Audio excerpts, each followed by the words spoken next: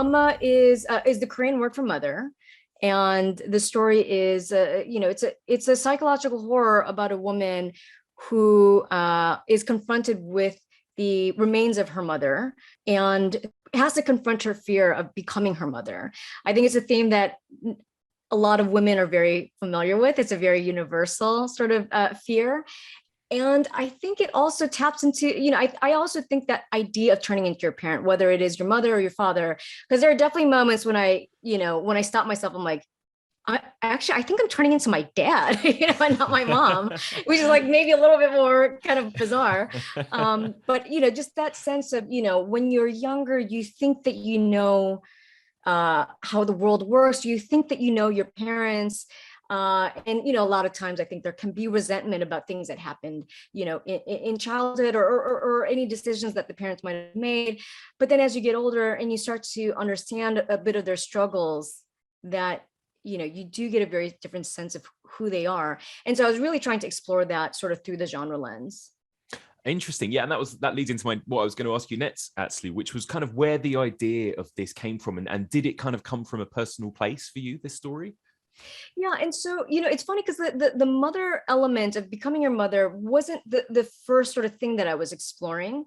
So what I set out to do was to write a very contained a story where something that I thought that I could make, so a bit of it was a strategic move of, okay, it's small, contained. If I have to sort of try to raise my own money, maybe this is something that I can do. If I can find a house, two characters, we can make this movie.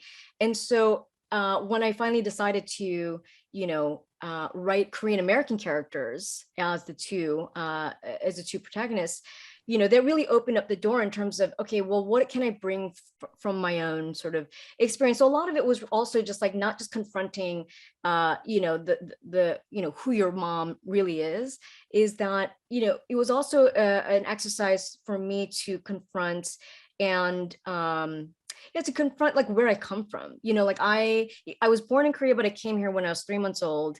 And growing up, it was in Chicago. I grew up in Chicago, fairly diverse city, but still felt very much like an outsider. And so I remember when I was younger, just feeling like I wish I was, I wish I didn't look different. I wish I would just fit in. And it was something, my identity was something that I really tried to, I think, reject. And I think that's something that a lot of, I think kids of immigrants can relate to.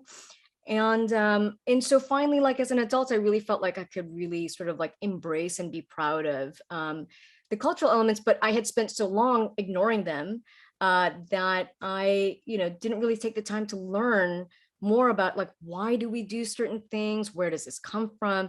And so it was also that exercise of, trying to figure out what are these sort of like this imagery that I would see in my house that I didn't quite understand. And it was very refreshing to just kind of be able to like embrace it. Like, for example, the hanbok, the dress, is something that like my parents would make me wear when I was a kid, and I hated it. It was like itchy and it was like so billowy. And I just like, I'm kind of a tomboy and I hate dresses anyway. So I'm just like, oh, this sucks, but then like actually kind of, it was something that my parents pushed every new year when our family got together. They would be very, they would make sure that everyone wore their hanboks. And it was actually just, it took me a while to really accept like how beautiful this was, that, they took the time to like really, physically touch the thing that like connects them to their, their culture and their homeland. And so yeah, it was a little bit of a therapeutic process, I guess, making this movie. Yeah, that's really interesting. And I guess that really comes across in the movie too, because there is a lot of nuance as to, who we're aligned with, who we should be trusting, who we should be afraid of, I suppose, as Yeah. well. Was that a kind of very deliberate choice throughout that, we're never quite sure, I suppose, whether the mother, the grandmother, the daughter, who really could be the one causing the problems here or causing the Right. horror, etc., Yeah, absolutely. And that's just real life, that like Yeah. no one is just a full protagonist or an antagonist or good or bad. It's that, we're all doing things, based on our own sort of experience and worldview, that we all think that we're doing the right thing. Like even the Umma character, it is from a deeply, sort of from a deep sense of love, but very misplaced in terms of the way that she expresses that love. And so, and that's really what's so complicated about these relationships, is that, you're the feeling that you're supposed to get from your mother is very loving and warm and comforting, but like what happens when that love it manifests in a way that is sort of terrifying and smothering. And so for Sandra, I mean, and I, you know, she's such a great actress, and she has such an amazing range that it was really fun to kind of work with her and figuring out kind of where on the scale of the antagonists and protagonists, you know, she fell into any particular scene, because she really is kind of both in this Yeah. movie.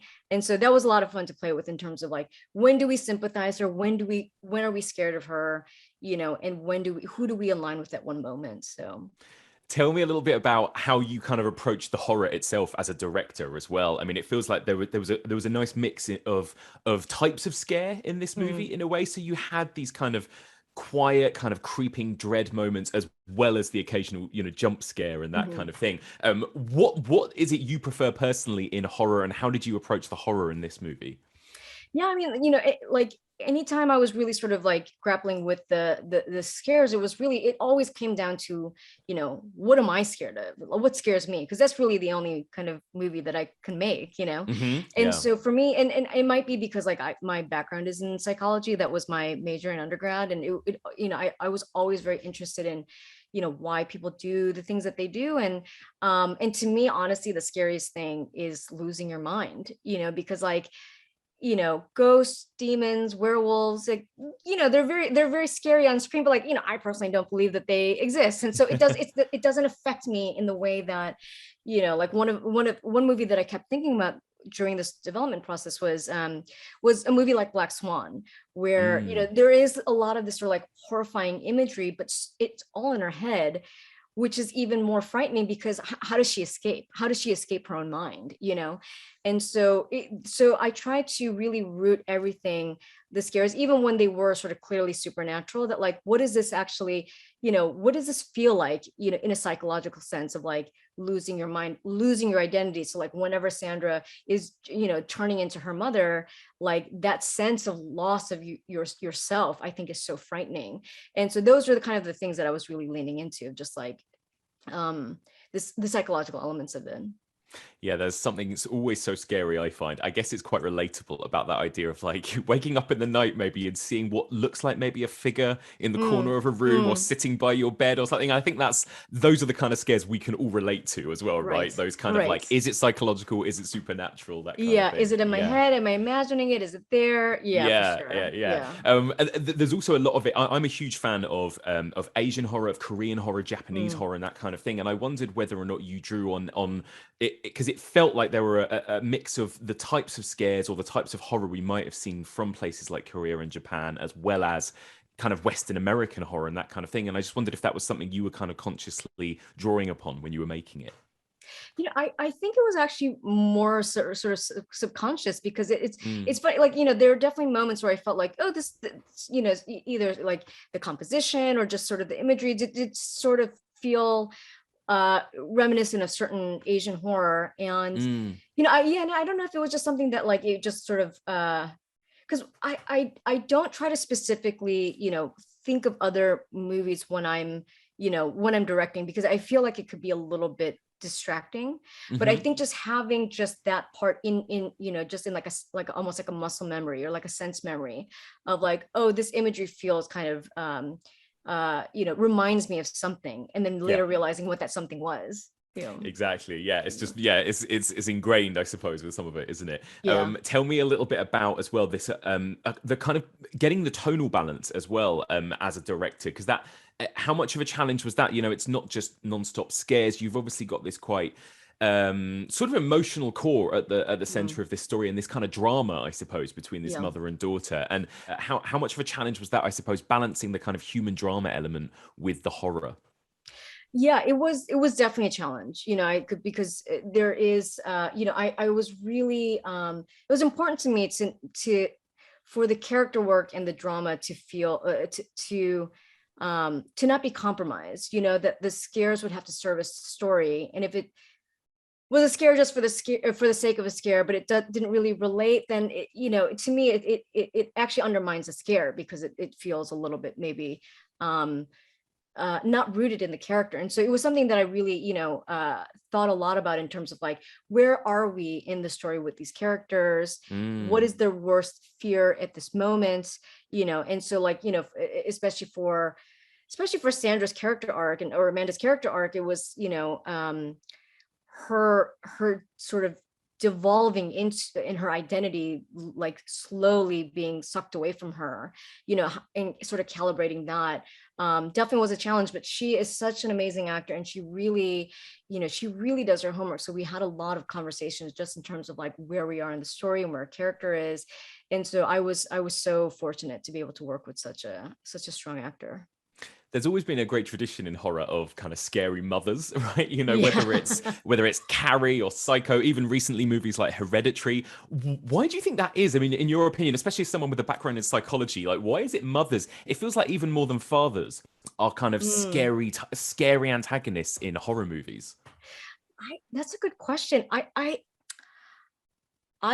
My guess is that because we're so conditioned to to expect a certain feeling from your mother, right? That very Mm-hmm. comforting, that they literally breathe life into you, they feed you from their body. Like there is no other relationship, like that. And Yeah. so I think because there's this expectation of this sort of life force that you get from your mother, that if that relationship is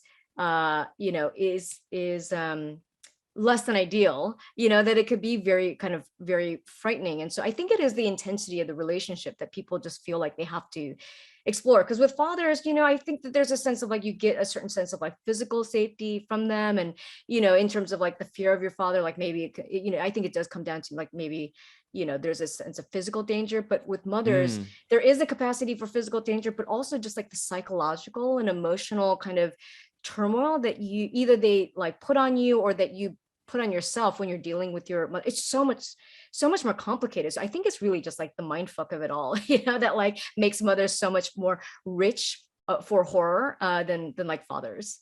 It's so true. And I think recently, over the last few years as well, we've been really in a sort of golden age of horror movies, and particularly so many great horror movies directed by women. Again, whether it's something like Saint Maud or Censor or The Mm. Babadook or some of these other, kind of real modern classics. I just wondered what your sort of thoughts are on that. Is that just purely because of the industry and because these days there are just far more opportunities for everyone? Or is there a reason that there are a lot of women telling horror stories right now?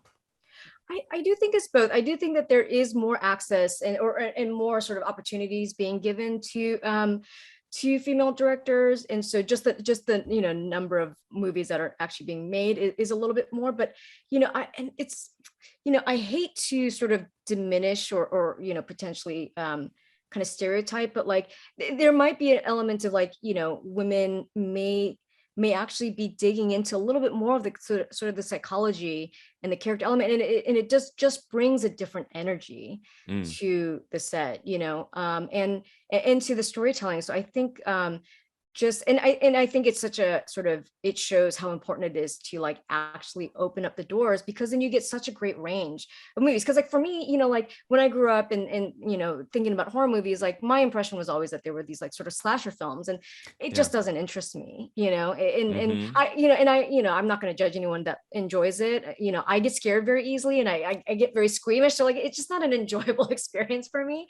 And so to be able to like have the opportunity to make a movie that is exploring the things that I'm genuinely interested in, and to have sort of just like the range of like, oh, horror movies are not just this. There's such a wide Hmm. spectrum of what they can be. And I think that's really the fun challenge of like, what can be unexpected from a horror movie. And so like for me, really, it was just like a lot of that sort of drama coming through of just like, let's make these characters feel real, and what they're grappling with is like actual emotional stakes at the core.